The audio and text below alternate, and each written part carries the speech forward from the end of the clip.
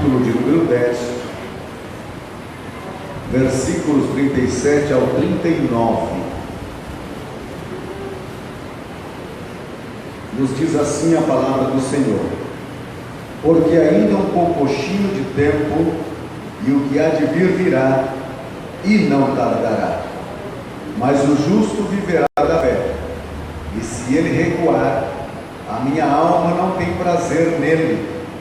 Nós, porém, não somos daqueles que se retiram para a perdição, mas daqueles que creem para a conservação da alma.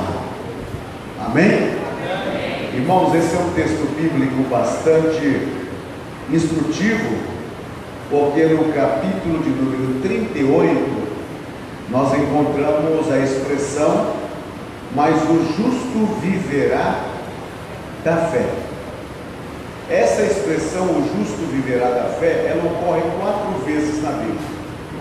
Ela ocorre em Abacuque, a primeira vez. Depois ela vem ocorrer lá em Romanos, depois em Gálatas e por último aqui em Hebreus. Isso demonstra a importância da fé. Nesta noite, dando continuidade sobre edificando, ou prosperando e edificando a minha vida em Cristo, nós vamos para mais um assunto, que é 4 grandes lições para aqueles que vivem pela fé. Todo cristão tem fé, e todo cristão vive pela fé. Viver pela fé é a grande decisão tomada por cada um de nós. Um dia em nossas vidas, nós passamos a viver pela fé. Não somos vivedores por aquilo que vemos, mas vivemos por uma fé centralizada na pessoa bendita do nosso Deus. Viver pela fé não é fácil. É somente para quem é crente. Porque sem fé é impossível agradar a Deus, sem fé é impossível ter perdão do pecado, sem fé é impossível ser salvo, sem fé é impossível galgar um lugar nos céus, na eternidade. Então a fé nada mais é que um instrumento ou veículo necessário a todos nós. Então, bem-vindo a este mundo da fé. Existe pelo menos 3 tipos de fé. É uma só fé, mas 3 aspectos interessantes sobre ela.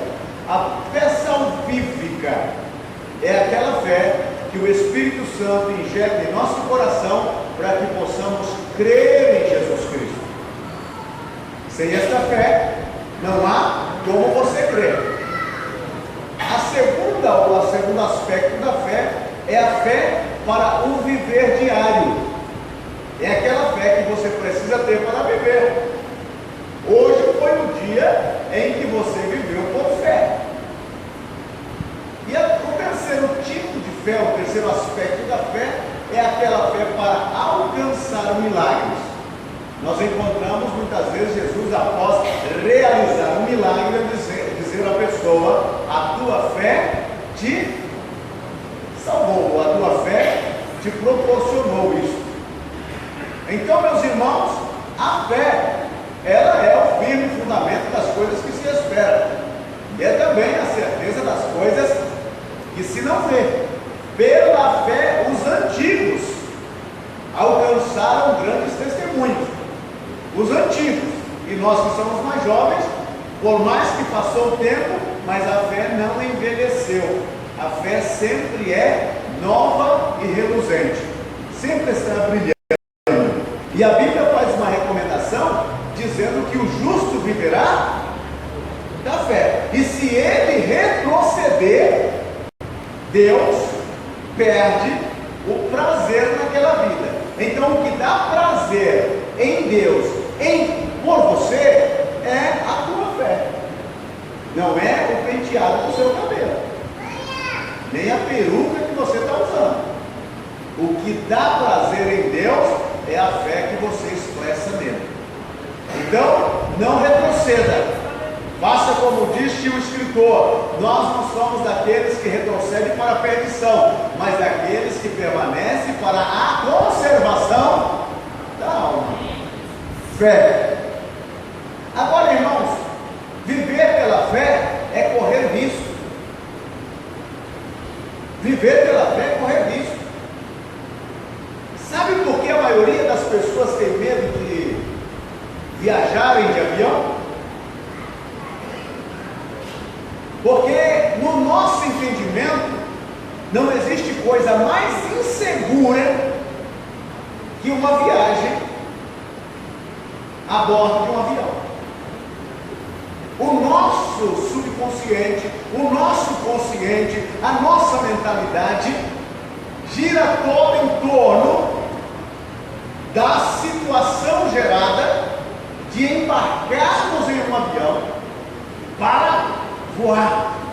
Primeiro, nós não somos pássaros. Nós não somos pássaros. Então, como que nós podemos estar voando sem asas? Segundo, nós fomos tirados do lugar de apoio. Qual é o lugar de apoio nosso? A terra. Ela é o lugar de apoio.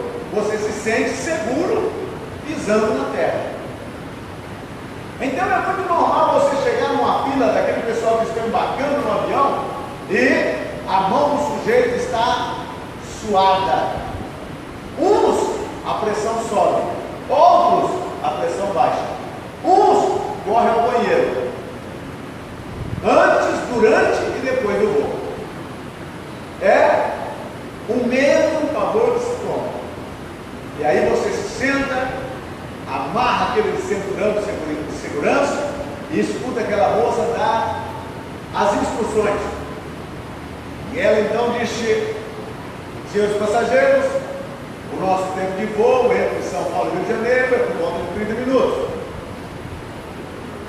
Por favor, leia as instruções que estão postas no banco da frente. Se houver uma descompressão da cabine, máscara de gás ou máscara de ar, oxigênio cairá, automaticamente tome a sua, coloque, respire e coloque ao lado daquele que está ao seu lado. Se em caso de pouso em água, o seu assento é flutuante. E se cair, Deus te acuda. Essa é a realidade. Então viver pela fé é assim, irmão. É embarcar no voo e confiar que Jesus é o piloto e que o avião não vai. E se cair também, estamos com ele. É correr risco. É correr risco. Agora, meus irmãos,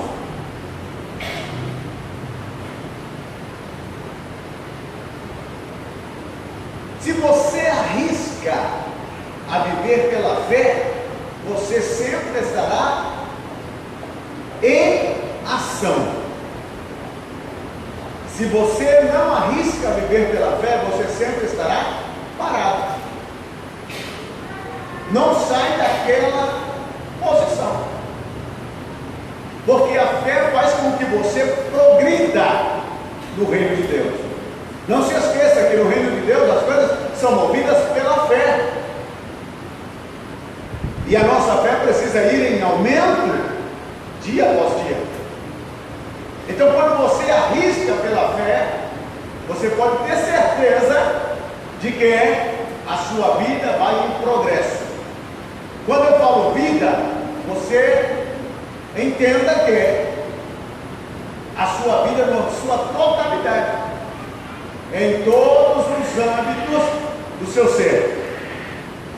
Agora, voltando para o nosso assunto hoje, que é 4 grandes verdades para aqueles que vivem pela fé, a primeira verdade que eu quero transmitir a você e a mim é que quando Deus te guia, Deus provê. Viver pela fé significa viver debaixo da direção de Deus. Debaixo dessa direção. E quando Deus te guia, Ele também proverá. Ele proverá sabedoria, energia, talentos, dons, dinheiro, recursos. Você está debaixo dessa direção. E Deus proverá para aquilo que Ele está te guiando. E isso não somente na vida ministerial, e muito menos na vida espiritual, em todos os âmbitos de nossa vida. Deus te guia. E se Ele guiar, Ele proverá. Quando Deus pede a Abraão, dizendo: Abraão, dá-me o teu filho, o teu único filho, aquele que tu amas, e oferece para mim em holocausto, em um monte que eu te mostrarei. E a Bíblia disse que Abraão levantou bem de manhã, preparou a cavalgadura e partiu para o lugar. Depois de 3 dias de viagem, ele levanta os olhos e mais uma vez Deus guia ele e diz: é lá naquele monte. E ele sobe o monte. Isaac vai na frente levando a lenha e Abraão atrás levando o fogo e o cutelo. E de repente Isaac pergunta: meu pai, vejo que a lenha, o fogo nós trouxemos, mas o cordeiro do holocausto onde está? A palavra de Abraão é uma só: Deus proverá cordeiro para si. O que Abraão está dizendo é que ele está debaixo da direção de Deus, e se Deus mandou ele fazer um sacrifício, ele o fará, mas ele também crê que Deus o proverá. Então, meu querido, viver pela fé é aceitar essa direção de Deus e também acreditar que Deus que te guia é o mesmo Deus que provê. Se Ele está te guiando, Ele proverá. É por isso que se diz: no monte do Senhor se proverá.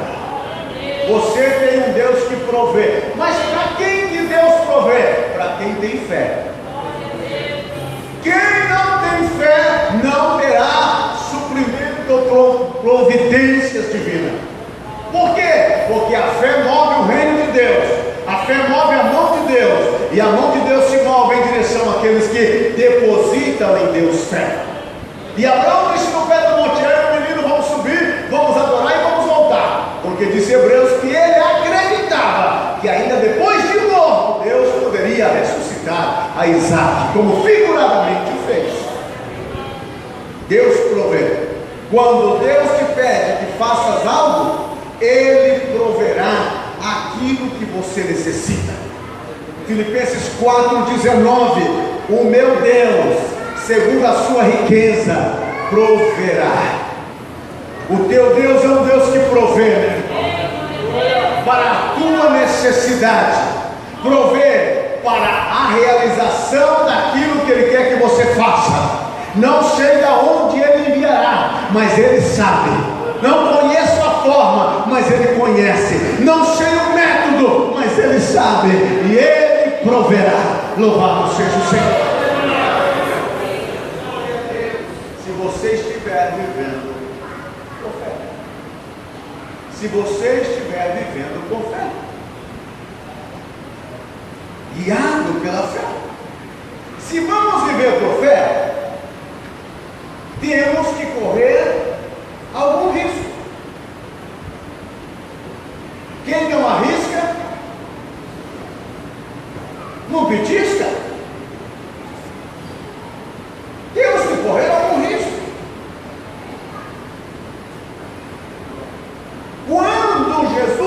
Pedro: Pedro, vem, porque Pedro havia dito: Senhor, se eres tu, manda que eu vá ter contigo sobre as águas. Pedro não estava consciente dos riscos, mas quando o vento soprou, não sei quantos passos Pedro deu. E não adianta nós aqui queremos rir de Pedro, porque ele andou alguns passos, e eu e você nem do barco atrevemos sair. Continuamos no barco e ainda duvidando e dizendo: é um fantasma. E Jesus está dizendo: vem, não vou nada, faço nada, confia em mim, confio nada. Pedro: não, Senhor, se eres tu, manda eu ter contigo. E Jesus disse: vem, Pedro. E Pedro então desce e começa a andar. Eu não sei quantos passos Pedro havia dado ali, mas ele deu alguns. Ele afundou, na verdade, mas ficou registrado na história o homem que andou sobre as águas. E você?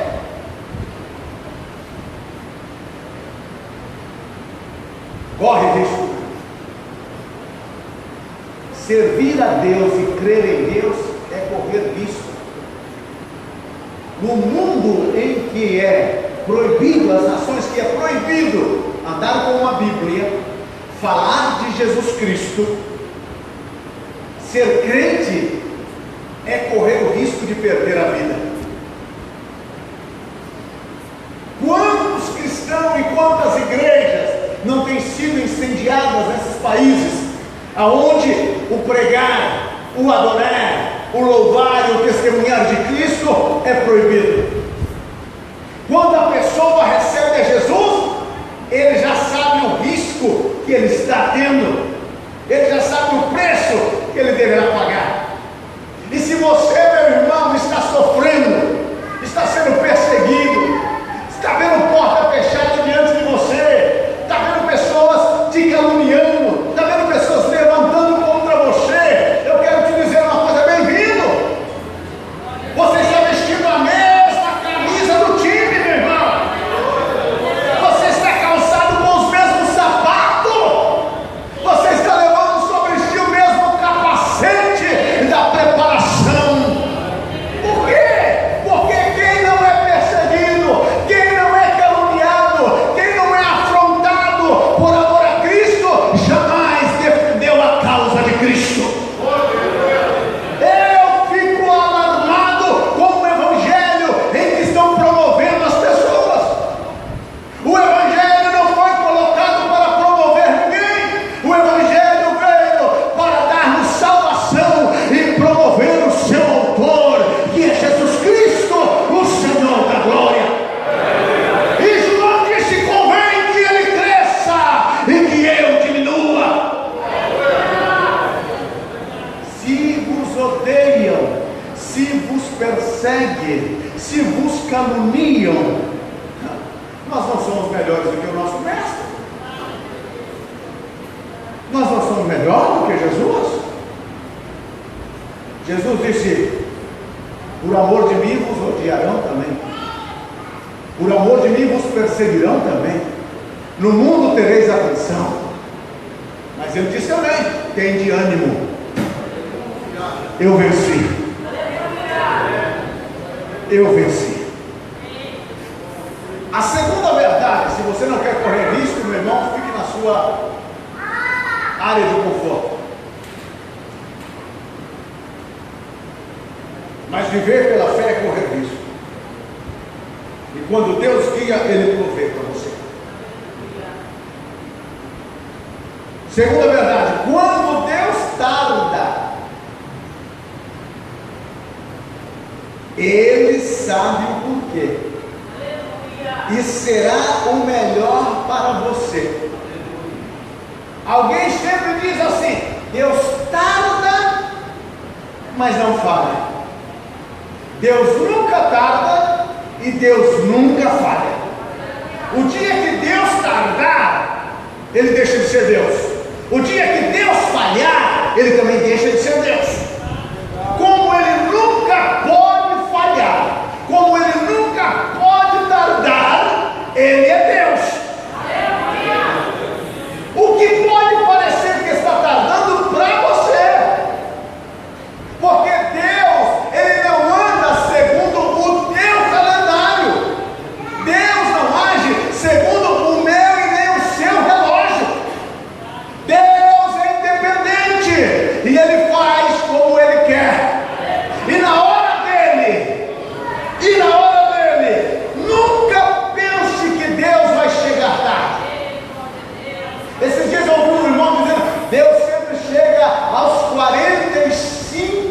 minutos do segundo tempo.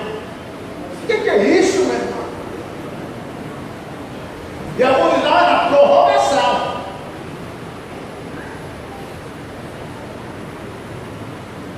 Deus chega sempre na hora. Você pode dizer isso ao seu irmão? Deus chega sempre na hora. Na hora. Você não vai encontrar na Bíblia nenhuma vez que Deus chegou tarde. Aí você faz aquela oração, Deus está tardando. Não. Deus, eu estou com pressa. A tua pressa não vai fazer Deus agir. Deus, eu sou me atento porque eu estou com uma pressa. Continue com pressa, meu irmão. A tua pressa não fará Deus mover um palito. O que faz Deus mover se chama fé. Fé. Quando Deus tarda, Ele sabe o porquê e sempre será o melhor para você. E sempre será o melhor. Deus sabe o que é melhor para a tua vida. Deus sabe o que é melhor para a tua vida. Deus sabe o que é melhor para a tua vida.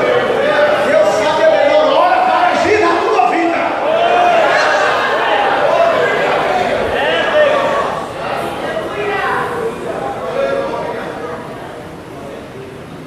Deus nunca chega tarde, Deus nunca tem pressa, e você sempre tem que confiar nele. Tá bom. O teu papel na vida com fé é confiar em Deus.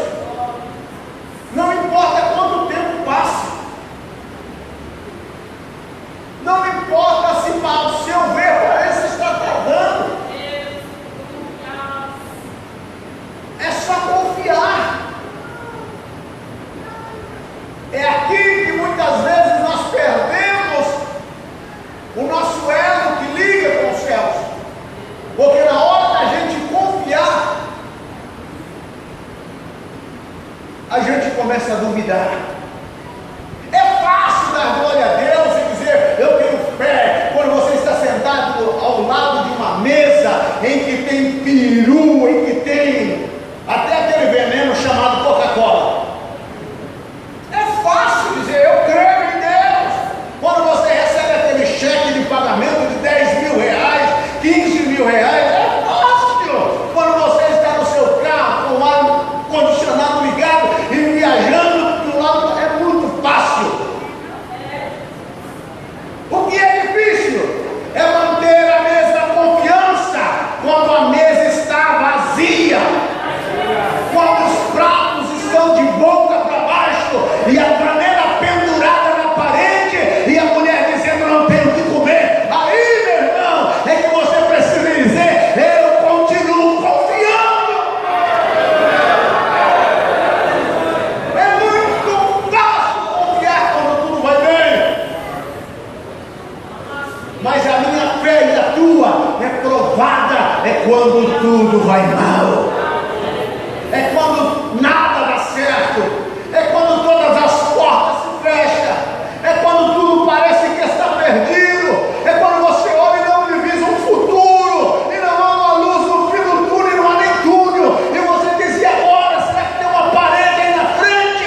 Eu vou seguir confiando ou volto atrás? E a Bíblia diz, nós não somos daqueles que retrocedem, nós somos daqueles que permanecem, que persevera, que mantém. Se Deus foi o teu Deus quando tudo estava bom, Ele continua sendo o teu Deus agora, e muito mais quando tudo está mal. Se Deus foi o teu Deus quando a porta estava aberta, agora enquanto ela está fechada, Ele não deixou de ser o teu Deus. E eu gosto de Jó, porque o diabo quebrou a cara. Ele disse, Jó te serve só pelas benesses que o Senhor dá a ele. Tira o que ele tem, e o Senhor vai ver que ele vai blasfemar. Deus disse, pode tirar, só não tire a vida. O diabo já tinha uma raiva de Jó, porque tudo aquilo que você faz que promove a glória de Deus, você causa confusão com Satanás. você tenta fazer para o reino de Deus, tenha certeza, o diabo não. Agora, quem quer andar abraçado com o diabo, continua. O diabo desceu e tirou tudo que tinha Jó. Tirou tudo. E Jó disse: Deus deu. E Deus, quem foi que tirou Deus ou o diabo? Quem foi que tirou Deus ou o diabo? Deus deu, mas quem tirou? Deus deu. Deus para Jó não foi Satanás que tirou. Deus tirou. Deus havia dado e Deus havia tirado. Por quê? Porque para Jó, Satanás, a maldade, era apenas um agente a serviço de Deus. Você não entendeu? Até o reino da maldade são agentes a serviço de Deus. E Deus disse a ele: você está autorizado, pode ir lá e tira. Mas Jó permaneceu firme. E quando a esposa disse: você vai permanecer firme a Deus, amaldiçoa ele. E Jó disse: como uma mulher sem juízo você está falando? Nós recebemos as coisas boas, não receberíamos também as coisas más? E a Bíblia disse: e Jó não pronunciou palavra de infâmia contra Deus.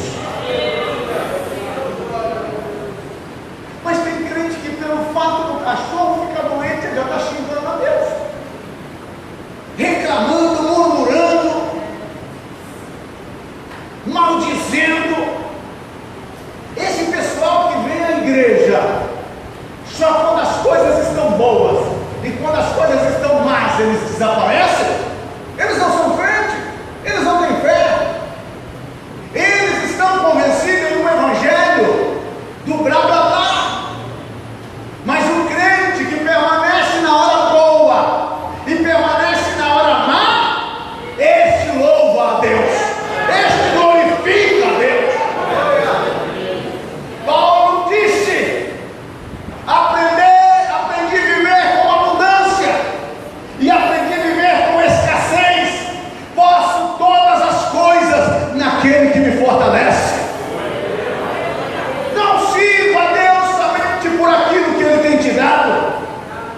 Que o teu Deus não seja o teu estômago, que o teu Deus não seja a tua conta bancária, que o teu Deus não seja o teu cartão de crédito, que o teu Deus seja Deus em toda e em qualquer circunstância. A nossa fé, ela não pode ser circunstancial.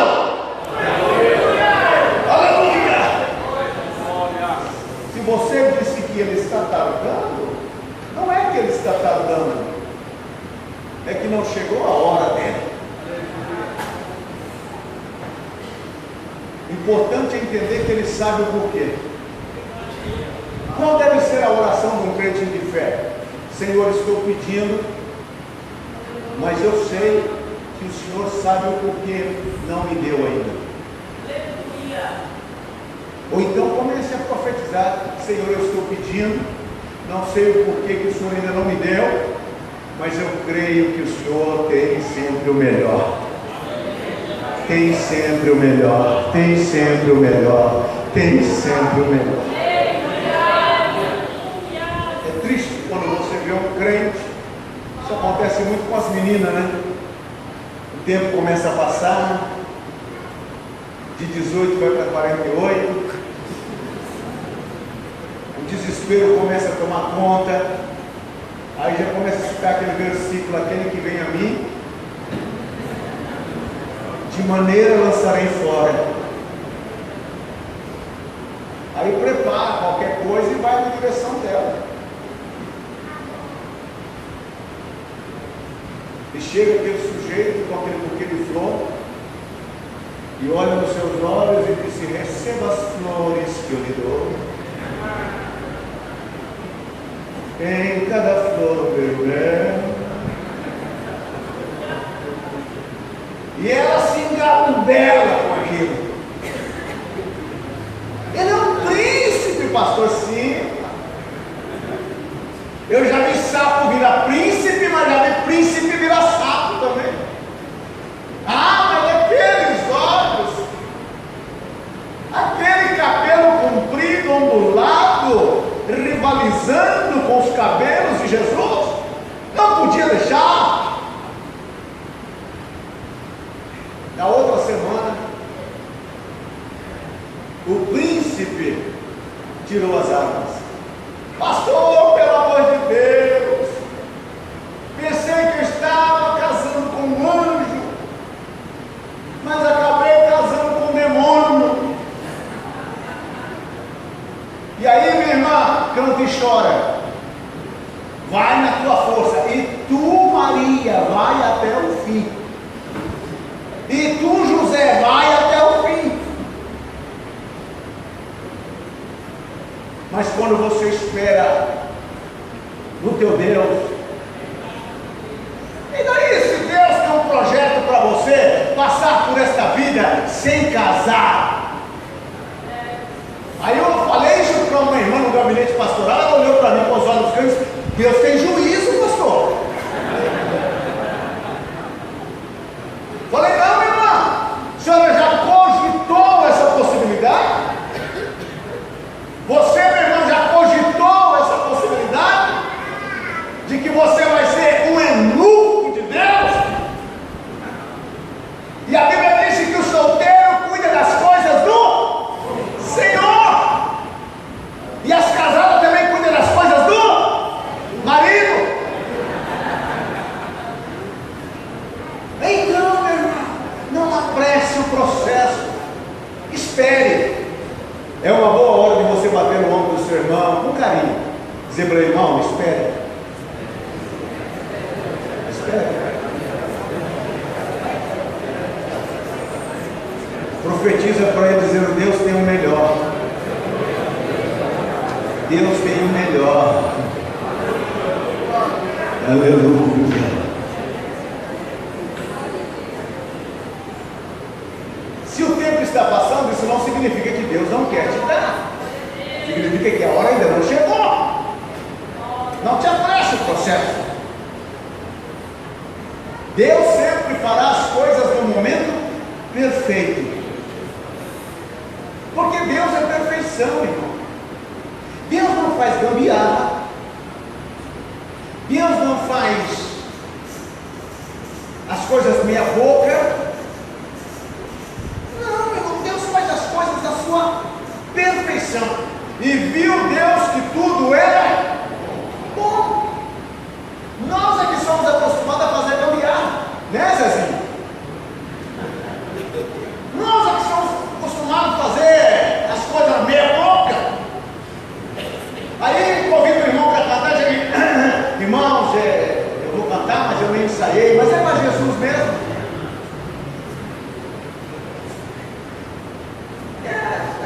Como dizendo, Jesus recebe tudo. Na hora da oferta, pega aquela moeda menor que tem, ainda furada, que alguém fez uma pulseira, arrependeu e devolveu a moeda e passa, é para Jesus mesmo. Ou então na hora que vai dar algum bilhete ou alguma cédula na oferta, ele pega aquela nota de R$2. Antes era de 1, né? Graças a Deus foi caçado do mercado. Agora é de 2.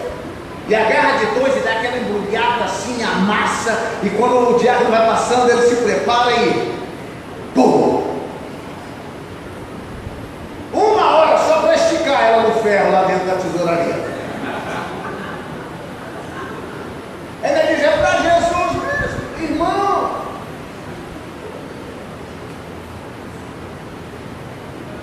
Nós somos imperfeitos, mas o nosso Deus é perfeito. Ele vai te dar o melhor e da forma mais perfeita possível, sem retoque, um acabamento de primeira. Aleluia, louvado seja o Senhor.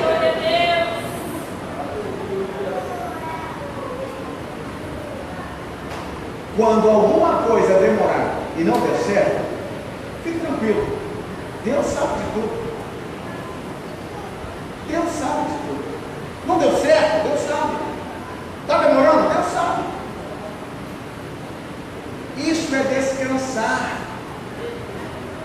Deus é sabedor de todas as coisas. Terceira verdade: aquilo que damos a Deus, Ele multiplica. Viver na fé é uma vida daquela mão vai e vem. Conhece essas estradas? Os dois sentidos, um que vai e outro que vem. Viver pela fé é assim. Você manda, Ele manda. Ele manda, você manda. Viver pela fé significa colocar o pouco que temos à disposição de Deus. É pouco, pastor. Pois bem, meu irmão, que seja pouco. Mas quando você coloca nas mãos de Deus, Ele multiplica. É como plantar sementes. Você planta uma semente de sandia, você planta uma semente de melancia, e você não colhe apenas uma semente de melancia. Um pé de melancia, ele deve dar aí 3, 4, 5, conforme o tamanho do pé. Aquelas frutas grandes, né? Cheia de semente. Cheia. Mas você precisa plantar. Se você não plantou, não terá melancia, não terá o sabor do fruto e não terá a semente para futuras plantações. Então você precisa plantar. Quando você coloca um pouco na mão de Deus, Ele sempre vai multiplicar. Deus é Deus da multiplicação. Ele disse a Adão e Eva: crescei-vos e multiplicai-vos, e enchei toda. Foi para Adão e Eva, meu irmão. Você vai mais devagar. A terra ainda está bem cheia. Quando Noé e os seus filhos saíram da arca, o mesmo mandamento. O mandamento de Deus para os animais, para as aves, para encher, multiplicar. E quando apresentaram aqueles 5 pães e os 2 peixinhos, puseram na mão de Jesus e Ele os multiplicou. Então viver pela fé é viver confiando que Deus sempre fará algo extraordinário e grandioso do pouco que eu tenho. Ah, mas você tem tão pouquinho, e daí? É um pouquinho, mas é um pouquinho que vai para a mão certa. E aquele que do nada faz tudo, imagine com um pouquinho que Ele não faz. Ele multiplica. Ele multiplicará. Deus vai aumentar e multiplicar aquilo que você faz. Qual é o grande problema dos crentes? Aqui só para nós e para o pessoal da internet. O crente, ele começa assim: pastor, ora por mim. Eu estou abrindo lá um pequeno negócio, um pequeno armazenzinho. Se Deus me abençoar, eu vou ajudar o reino de Deus.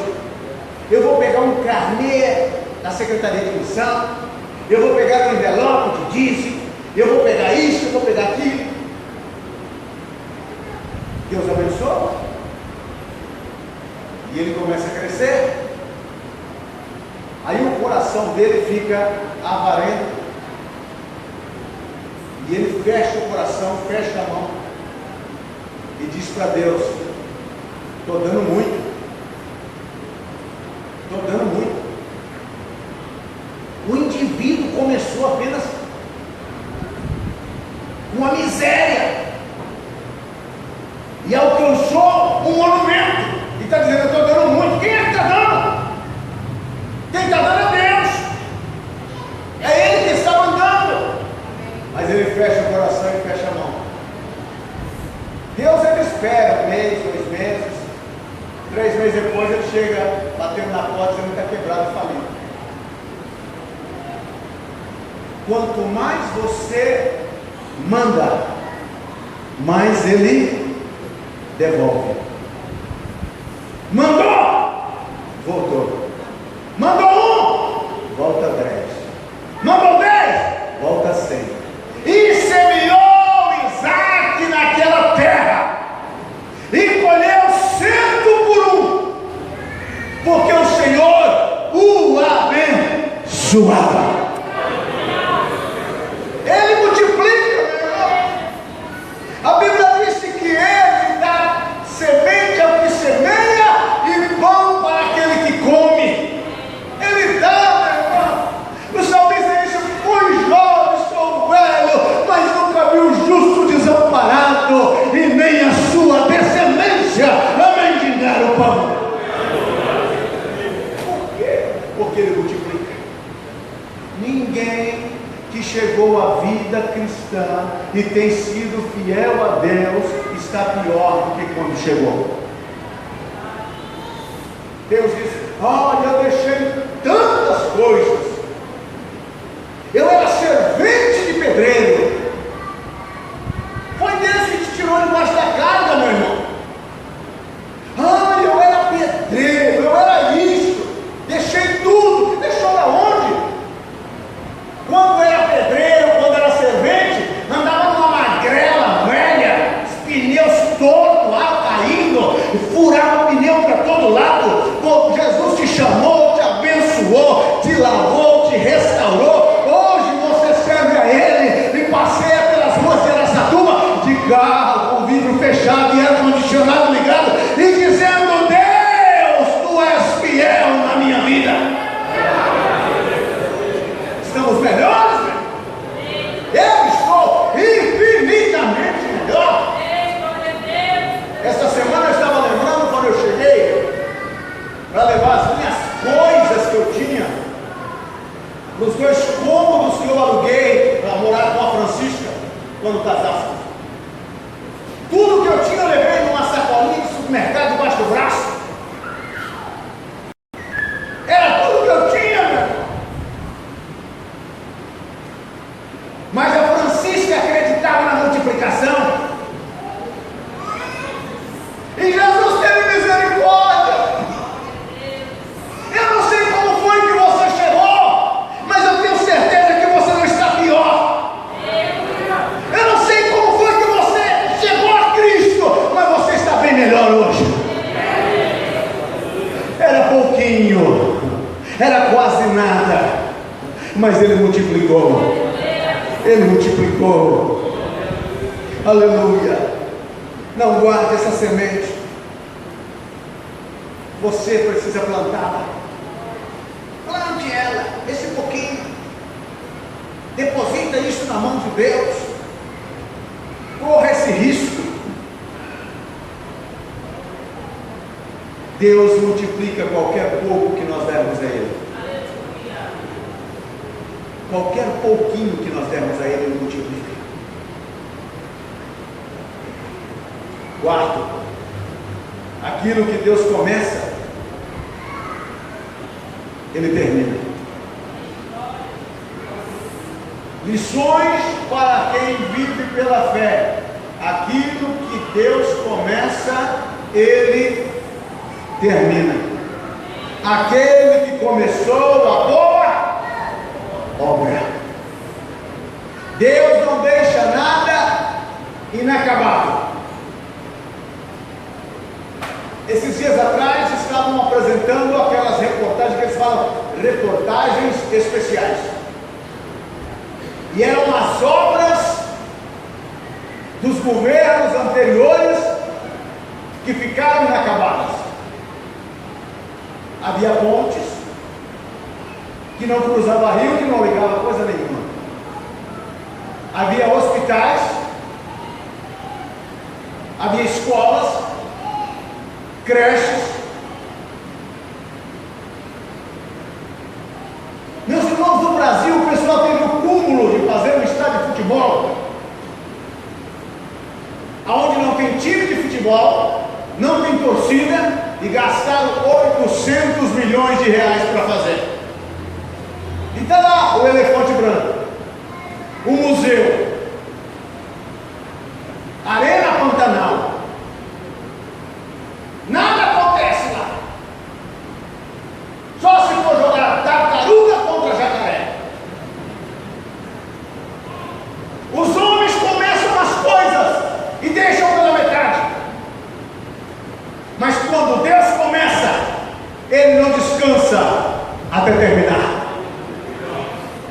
Quando Deus começa, Ele vai até o fim.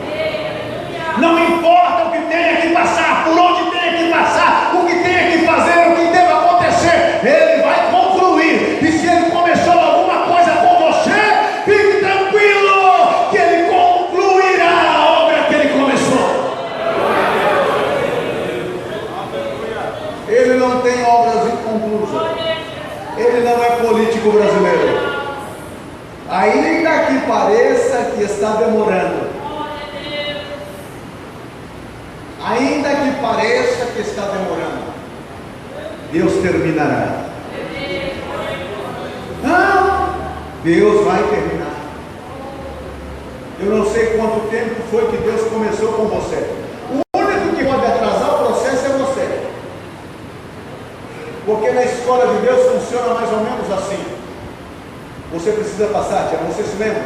No Brasil, aqui no estado de São Paulo, foi que veio a aprovação automática, né? Matricula a criança na primeira série, ela já vai no segundo ano, na segunda série e assim por diante. E chegam os meninos na faculdade que não sabem nem escrever o nome. No Brasil, olha. Mas Deus é diferente. Quando você está concluindo seu primeiro série na escolinha de Deus, Ele diz: tem a prova. Tem a prova para você. Aí você senta e vai fazer aquela prova. E se você não conseguiu tirar a média, e como Deus sempre gosta de números redondos, Ele não gosta de coisas quebradas, com Deus é 100%, você precisa ser aprovado. Tiago disse: bem-aventurado o varão, quando provado, será aprovado. Você precisa. E se você não conseguiu atingir a expectativa divina, começa o processo tudo de novo. Ah, não pode começar da onde eu parei? Não, você volta lá no rabo da fila, dá no final, e começa tudo de novo. Quando chegar no momento, aprova de novo. E se você não passou, eu me lembro de mim, irmão. Aquele meninão de 12 anos na terceira série. Os meninos tudo pequenininho. E eu lá, aquele marmanjo. 4 anos só no primeiro ano. O sujeitinho atrapalhado.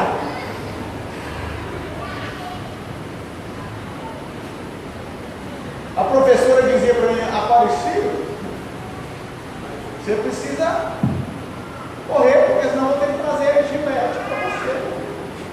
Você está criando um barco aqui dentro. Mas chegava na prova, não sei, irmão. Eu era atrapalhado.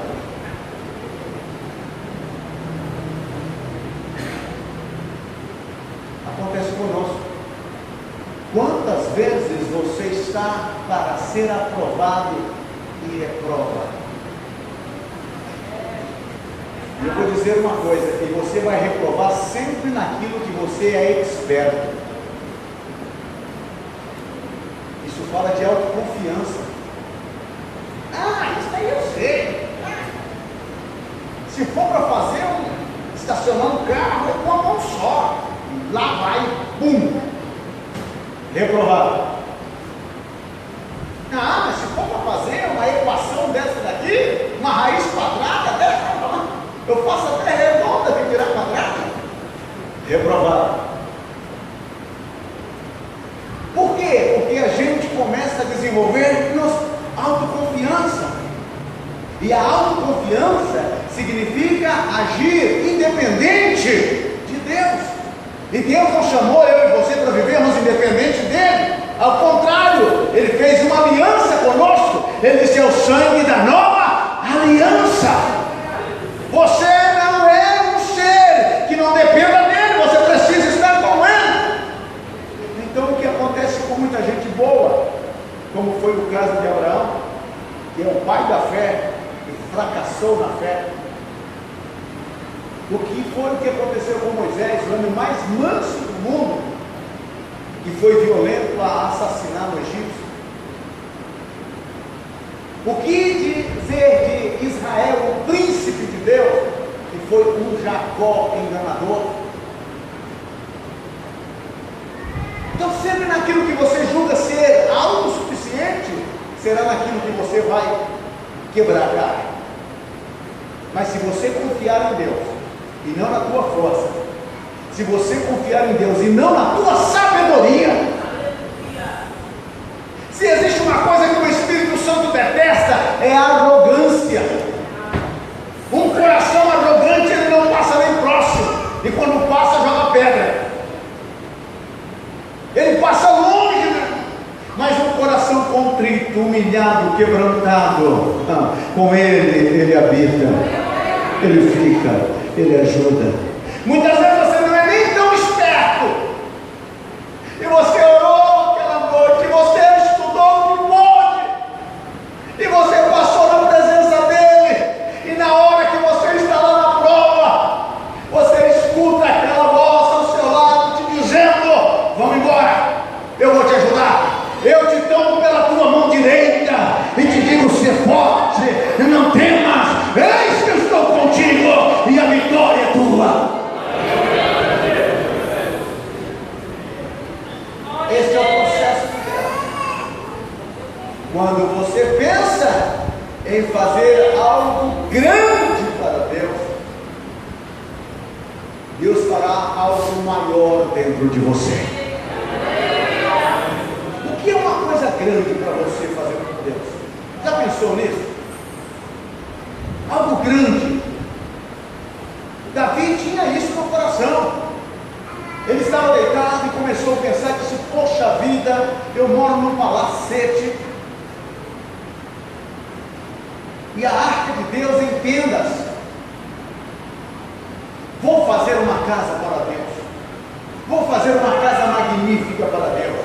A casa será de tábuas de cetim, mas também serão todas elas cobertas de ouro. Vai ser a coisa mais linda que já se ouve, uma coisa grandiosa.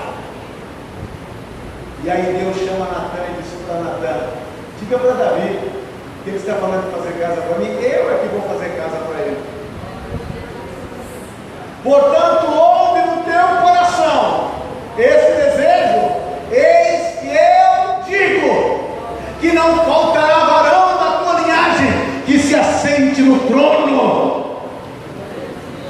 E Davi vai para diante da arca e diz: Senhor, quem sou eu? Quem é esse teu servo? O Senhor tem me abençoado incontavelmente, e aí o Senhor está falando sobre a minha posteridade, o Senhor está falando sobre o meu filho, sobre o meu neto, sobre o meu bisneto, por todas as gerações sempre haverá uma lâmpada acesa. Quando você tentar fazer qualquer coisa para Deus, espere, porque Deus sempre fará o maior para você. Mas faça, pense em alguma coisa grande que você possa fazer para Deus. Pense, algo que você nunca teria coragem de fazer. Pense em fazer. Viver pela fé é enfrentar esses desafios. É muito fácil. Entra janeiro, sai janeiro, entra janeiro, sai janeiro, entra janeiro, sai janeiro. Nós continuamos a mesma vidinha. Nada mudou. A única coisa que mudou em nós foi a quantidade de cabelo que se tornou branco, os pés de galinha que aumentaram, os anos que se passaram. Viver pela fé é começar, caminhar e terminar a jornada de cabeça erguida e deixando um legado para trás, para que todos possam ver. É fazer como Paulo: combati o bom combate, acabei a carreira, mas guardei a fé. O que você quer fazer de significante para Deus? Ai, pastor, o senhor acha que Deus pode usar um Zé Ninguém que nem eu? Deus não usa um ninguém, mas um Zé ele usa. Você acha que, irmão, quando eu cheguei na igreja, eu jamais imaginava que Deus iria fazer qualquer coisa com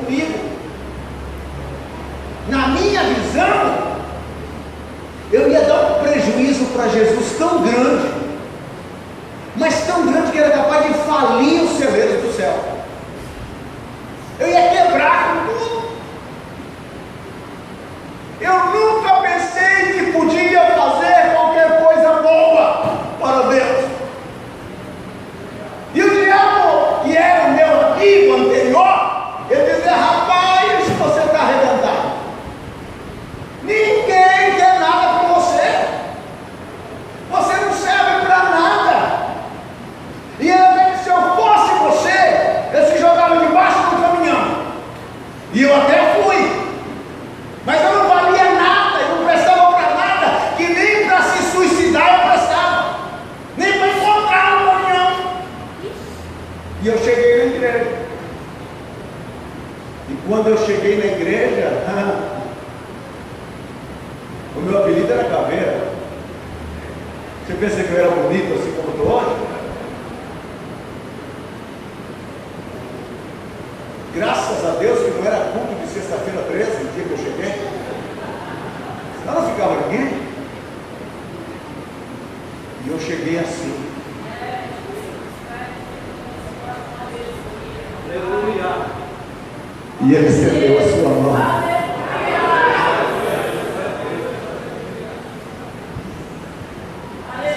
Oh, glória! Aleluia! E ele estendeu a sua mão. E o diabo tampe a boca nesta noite.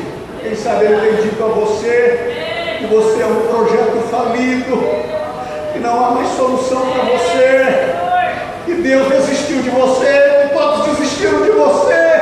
Mas eu quero te afirmar nesta noite: atreva a viver pela fé, atreva a levantar a cabeça ao alto e dizer: eu vou confiar, eu vou acreditar que Deus vai mudar.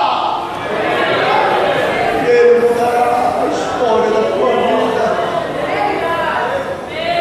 O pessoal fica assustado com as igrejas dos crentes. Na igreja do crente é ex-ladrão, ex-prostituta, ex-viciado, ex-narcotraficante, ex-beberrão, ex-fumador. Não credo. Que gente é essa?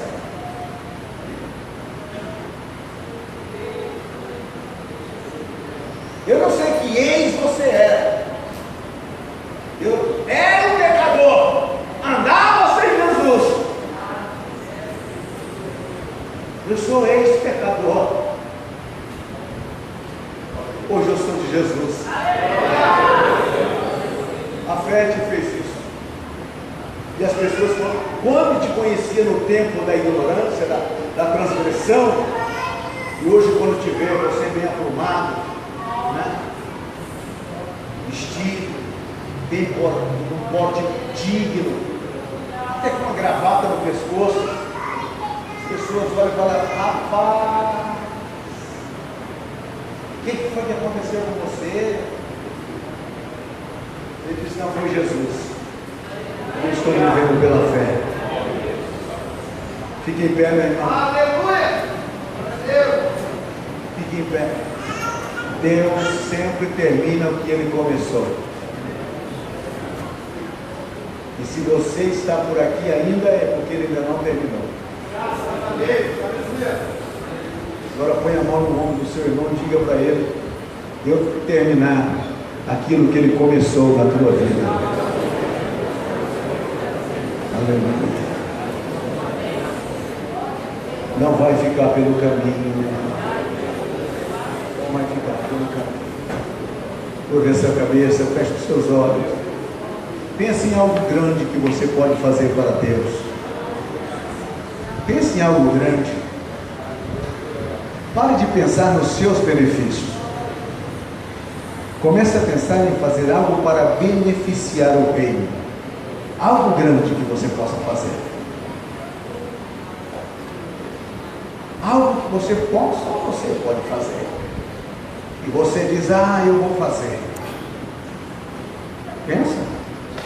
Deixa o Espírito Santo tomar a tua mente nesta hora.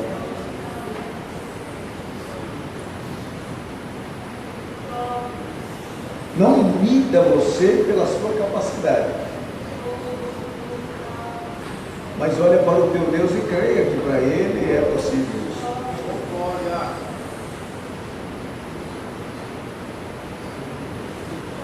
Aleluia. Glória a Deus. Espírito de Deus, nesta noite, somos o povo que o Senhor chamou para viver pela fé. Precisamos, Senhor, de uma operação da tua parte. Que o Senhor venha desbloquear o nosso entendimento.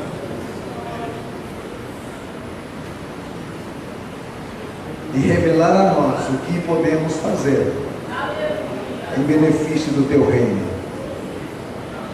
Nós queremos acreditar, Senhor.